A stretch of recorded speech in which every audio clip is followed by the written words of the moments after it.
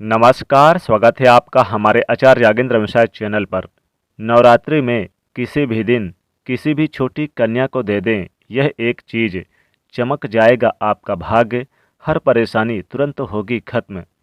दोस्तों, शारदीय नवरात्रि सर्व सुख प्रदान करने वाली और आदि शक्ति माँ दुर्गा को समर्पित होते हैं। शारदीय नवरात्रि अश्विनी माह के शुक्ल पक्ष की प्रतिपदा तिथि से शुरू होकर यह अश्विनी मास के शुक्ल पक्ष की नौमी तिथि तक चलती है और दसवीं के दिन विजयदशमी यानी कि दशहरा मनाया जाता है। इस बार यह शारदीय नवरात्रि 26 सितंबर से शुरू होकर और 4 अक्टूबर तक रहेंगे। 5 अक्टूबर को दशहरा यानी कि दसवीं रहेगी, यानी इस बार पूरे 10 दिन की यह शारदीय नवरात्रि रहेगी। नवरात्रि में 9 दिनों तक माता रानी के 9 अलग अलग स्वरूपों का पूजन किया जाता है। देवी भागवत पुराण के अनुसार पूरे साल भर पूजन से माँ इतनी प्रसन्न नहीं होती जितना शारदीय नवरात्रि में किए गए व्रत पूजन से हो जाते हैं, क्योंकि शारदीय नवरात्रि माँ को बहुत ही प्रिय है। और दोस्तों, इस बार की यह शारदीय नवरात्रि बहुत ही ज़्यादा खास है, क्योंकि इस बार की यह नवरात्रि में हर दिन कई दिव्य और दुर्लभ शुभ संयोग बन रहे हैं। इस बार व्रत पूजन का कई गुना अधिक फल प्राप्त होगा। शास्त्रों के अनुसार नवरात्रि के दिनों में माता रानी का पूजन करने से माता रानी अतिशीघ्र प्रसन्न हो जाती हैं और सभी कष्ट और दुख दरिद्रता का नाश कर देती हैं। माता रानी अपने भक्तों को मनचाहा वरदान देती हैं। नवरात्रि में वैसे तो माता रानी का पूजन और व्रत रखा जाता है, लेकिन नवरात्रि के दौरान सबसे ज़्यादा महत्व होता है कन्या पूजन का। माना जाता है कि माता रानी का व्रत और पूजन से इतनी प्रसन्न नहीं होती जितना कि कन्या पूजन से होती हैं। नवरात्रि में छोटी छोटी कन्याओं को माता रानी का स्वरूप माना जाता है। कन्याओं को भोग लगाया जाता है और बदले में केवल आशीर्वाद मांगा जाता है। कन्याओं को प्रसन्न करने के लिए उपहार भी दिए जाते हैं। माना जाता है कि कन्याओं को अगर कोई भेंट दिया जाए तो वह उसे स्वीकार कर लें, तो इसका मतलब है कि माता रानी ने वह भेंट स्वीकार कर लिया। जिन पर कन्याएं प्रसन्न होती हैं, माना जाता है कि उन्हें माता रानी का आशीर्वाद मिल गया और माता रानी की कृपा से उन्हें मुँह मांगा वरदान प्राप्त होता है। नवरात्रि में वैसे तो हर दिन कन्या पूजन का विशेष महत्व होता है। हो सके तो आप यानी कि एक कन्या को भी बुलाकर उसका पूजन अवश्य करें। अगर ज़्यादा संभव ना हो तो जितना आपके पास सामर्थ्य है उतना आप कन्या को बुलाकर माँ का स्वरूप मानकर उनका पूजन जरूर करें और भोग लगाना चाहिए। लेकिन अगर ऐसा नहीं कर सकते, जैसे कि अगर आप एक तिथि से लेकर बहुत से लोग तीसरे दिन, पाँचवें दिन, सातवें दिन, आठवें दिन और नौवें दिन करते हैं, तो आप सप्तमी, महाअष्टमी और नवमी के दिन विशेषकर जरूर करें। कन्याओं का पूजन इस दिन अवश्य करना चाहिए। सप्तमी, अष्टमी और नवमी दिन, खासकर अष्टमी और नवमी के दिन तो जरूर करें। दोस्तों, देश और दुनिया में जो कठिन परिस्थितियों का सामना करना पड़ता है या फिर कई बीमारियों के चलते कई प्रकार की समस्याओं का सामना करना पड़ता है, इन सभी समस्याओं से आप सुरक्षित रहेंगे।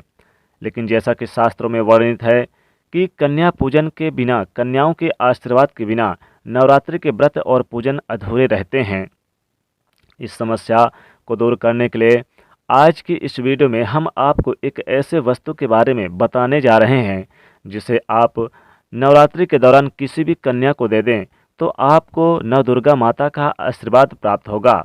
नवदुर्गा माँ की कृपा से जीवन में चली आ रही बड़ी से बड़ी परेशानी खत्म हो जाएगी, घर में सुख समृद्धि आएगी और जीवन खुशहाल हो जाएगा। दोस्तों, आगे बढ़ने से पहले माता रानी के नाम पर जय माता दी लिखकर कमेंट बॉक्स में अवश्य लिखें। और अगर आपने हमारे चैनल को अभी तक सब्सक्राइब नहीं किया है तो जल्दी से हमारे चैनल को सब्सक्राइब कर लें, वीडियो को लाइक करें और इसे माता जी की कृपा प्राप्त करने के लिए ज़्यादा से ज़्यादा अपने दोस्तों के बीच, फ्रेंड के बीच शेयर अवश्य करें। दोस्तों, माता रानी की कृपा प्राप्त करने के लिए नवरात्रि के किसी भी दिन स्नान करके शुद्ध वस्त्र धारण करें। अब आप एक पानी वाला जटा वाला नारियल ले लें। इस पानी से अच्छी तरह से धोकर एक साफ यानी बर्तन में रख लें, एक प्लेट में रख दें। अब माता रानी के सामने एक शुद्ध घी का दीपक जलाएं और सुगंधित धूप बत्ती जलाएं। अगर आपने अखंड ज्योति जला रखी है तो अलग से दिया जलाने की आवश्यकता नहीं है। इसके पश्चात अब आप माता रानी को किसी फल मिष्ठान का भोग लगाएं और भोग लगाने के पश्चात आप माता रानी को कुमकुम से तिलक करें। तिलक करने के बाद आप उसी कुमकुम से नारियल पर एक स्वास्तिक का चिन्ह बनाएं और साथ में थोड़े से मखाने रख लें और उसमें यथा योग्य संभव दक्षिणा 21-11 इंचामन जितना आपके पास संभव हो दक्षिणा रख लें। और फिर आप उसमें यानी कि 1-2 लौंग रख लें, 1 इलायची रख लें और इसमें कुछ आप वस्त्र वगैरह भी अगर आप देना चाहते हैं तो वस्त्र वगैरह भी रख लें। फिर आप यानी कि इसको माता रानी के सामने रख दें। दोस्तों, कन्याओं को इस दिन आप अपने घर पर बुलाएं तो कन्याओं को आप उनका सबसे पहले स्वागत करें पैर धोकर। पैर धोने के बाद फिर आप उन्हें अच्छे आसन पर बिठाएं और आसन पर बिठाने के बाद फिर आप उनके सर पर लाल चुनरी ओढ़ाएं और भोजन में आपको उनको खीर पूड़ी हलवा तथा आलू की सब्जी और छोले वगैरह सब्जी खिलाना चाहिए। खीर वगैरह उन्हें परोसें और लहसुन प्याज वाला इस्तेमाल कभी भोजन इस दिन ना दें, अन्यथा अनर्थ हो जाएगा। माता रानी जी कृपा नहीं करेंगी। कन्याओं को कुरकुरे वगैरह का पैकेट, चिप्स वगैरह का पैकेट बिल्कुल भी ना दें। इस दिन आप यानी कि अच्छी तरह से स्वागत करके उन्हें भोजन खिलाएं और फिर आप भोजन कराने के बाद जब वो यानी भोजन कर चुके तो आप उन्हें यानी कि ये जो आपने नारियल, मखाने और इसमें लौंग इलायची आपने एक लाल कपड़े में बांध कर रखा है जिसमें स्वास्तिक बनाया है, इसे आप माता रानी के चरणों के पास से उठाकर और आपको किसी एक कन्या को दे दे। संभव हो तो जितनी कन्याओं को आप अगर आपके पास सामर्थ्य है तो अगर आप सामर्थ्यवान हैं तो आप जितनी कन्याओं को भोजन कराएंगे उतनी कन्याओं को आप यानी कि सबको दे दे। लेकिन अगर नहीं दे सकते तो किसी एक कन्या को बुलाकर ही इस दिन फिर आप ये दीजिएगा। किसी भी दिन, नवरात्रि के किसी भी दिन आप दे सकते हैं एक कन्या को। और अगर आप सभी कन्याओं को देना चाहते हैं जितना आपने सबको भोजन कराया है तो ज़्यादा उत्तम रहेगा। तब तो माता दौड़ी दौड़ी चली आएंगी आपके घर। दोस्तों, इस प्रकार से ये उपाय जरूर करें और फिर उनके चरणों का स्पर्श करें और उन्हें प्रणाम करें, माता स्वरूप मानकर उन्हें विदा करें। और जब वो हंस हंस कर खिलखिला कर आपकी ओर देख लें तो समझो माता रानी की कृपा आपके ऊपर बरसने वाली है। दोस्तों, नवरात्रि में किसी भी दिन छोटी कन्या को अगर आप लाल चुनरी भी दे देते हैं, लाल चुनरी में अगर आप सेव या फिर केले बांध कर दे देते हैं तो माता रानी दौड़ी चली आएंगी। आपका भाग्य उदय होगा, बड़ी से बड़ी परेशानी तुरंत हो जाएगी खत्म। माता रानी कृपा से आपके घर में सुख समृद्धि का वास होगा। दोस्तों, नवरात्रि में कन्याओं का पूजन करना सबसे महत्व माना गया है। कन्याओं का पूजन करने से माता रानी बहुत जल्द प्रसन्न हो जाती हैं। इतना वो भक्ति भावना और आपके पूजा पाठ से प्रसन्न नहीं होती जितना कि कन्याओं को भोजन कराना, कन्याओं को इस दिन स्वागत करना आपके लिए काफ़ी विशेष रहेगा। दोस्तों, इस दिन कन्याओं को अगर आप कुछ भी नहीं दे सकते तो आप इस दिन उन्हें 21-11-51-108 विशेष तौर पर दक्षिणा के रूप में भी आप दे सकते हैं। इससे माता रानी की कृपा बरसेगी, सुख समृद्धि घर में रहेगी, कभी भी धन की कमी नहीं होगी। दोस्तों, नवरात्रि में आप कन्याओं को कभी भी घर से बाहर ना भगाएं। कन्याएं देवी स्वरूप होती हैं।